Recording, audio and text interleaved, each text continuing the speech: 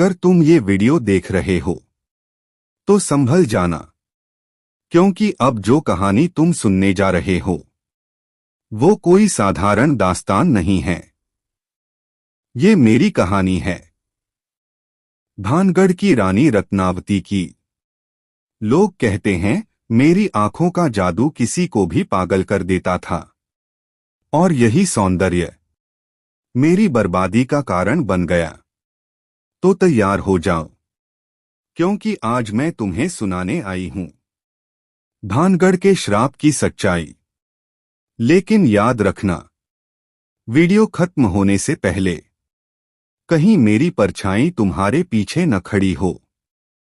मैं हूं रत्नावती, भानगढ़ की रानी।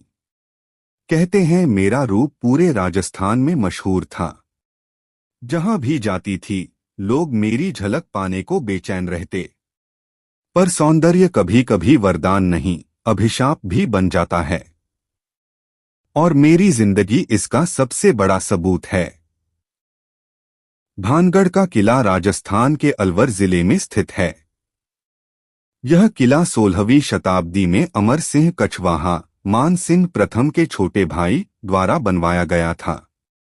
मान सिंह अकबर के दरबार में 9 रत्नों में से एक और उनके सेनापति थे।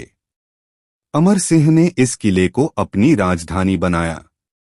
यह किला अरावली की पहाड़ियों की तलहटी में बना है और इसे वास्तुकला की दृष्टि से राजपूत और मुगल शैली का सुंदर मिश्रण माना जाता है। किले में प्राचीन महल, मंदिर, बाजार, नर्तकी घर, बावड़िया, कुएं और विशाल प्राचीरें मौजूद हैं। उत्कर्ष काल। प्रारंभ में भानगढ़ एक समृद्ध नगर था। यहाँ व्यापारी, साधु और कलाकार रहते थे। चारों ओर मंदिर और मंडप थे। कहा जाता है कि यहाँ का बाजार इतना प्रसिद्ध था कि दूर दूर से व्यापारी और यात्री आते थे। श्राप और विनाश की कहानी। भानगढ़ किले को रहस्यमयी और भूतिया कहे जाने के पीछे 2 प्रमुख कथाएं प्रचलित हैं। एक, तांत्रिक सिंघिया की कथा। यहाँ एक राजकुमारी रहती थी जिसका नाम रत्नावती था। वह अत्यंत रूपवती और बुद्धिमान मानी जाती थी। उसके सौंदर्य की ख्याति दूर दूर तक थी।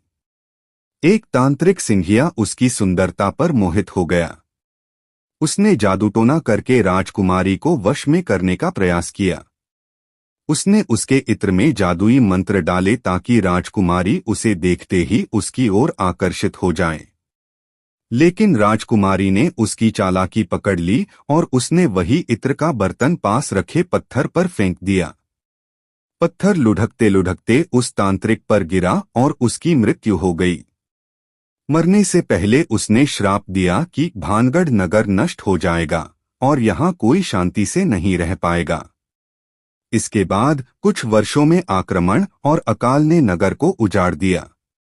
2, साधु का श्राप।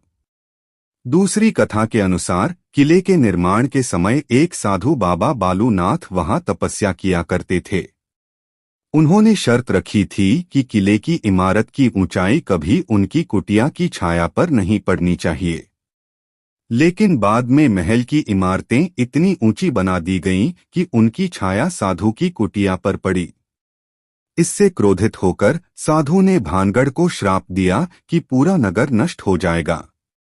कहा जाता है कि इसके बाद धीरे धीरे नगर उजड़ गया और किला खंडहर बन गया।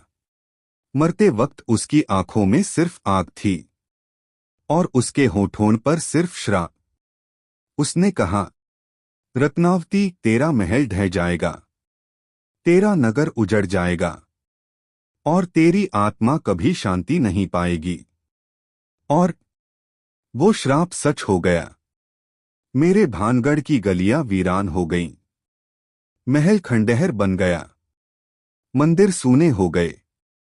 आज भी जब रात ढलती है तुम सब सुन सकते हो मेरे पायल की झंकार, मेरी चूड़ियों की खनक और कभी कभी मेरी चीखें। तो सुनी मेरी अधूरी दास्तान। भानगढ़ आज भी खंडहर है, लेकिन मेरी आत्मा अब भी वहीं भटक रही है। अगर तुम चाहते हो कि मैं अपनी अगली रहस्यमयी कहानी भी तुम्हें सुनाऊं, तो इस चैनल को सब्सक्राइब कर दो, क्योंकि हो सकता है अगली बार जब तुम मेरी आवाज सुनो, वो सिर्फ इस वीडियो में नहीं, बल्कि तुम्हारे कमरे की अंधेरी खामोशी में गूंज रही हो।